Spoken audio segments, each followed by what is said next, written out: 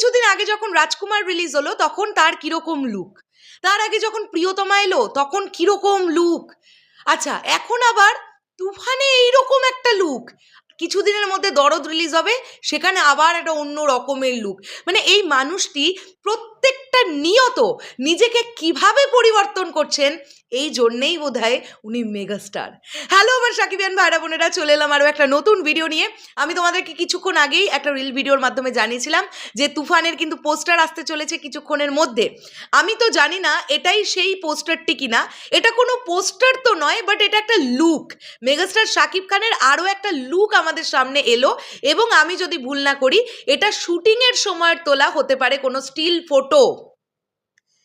বন্ধুরা কি লাগছে এই মানুষটাকে দেখতে, আমি অবাক হয়ে যাচ্ছি।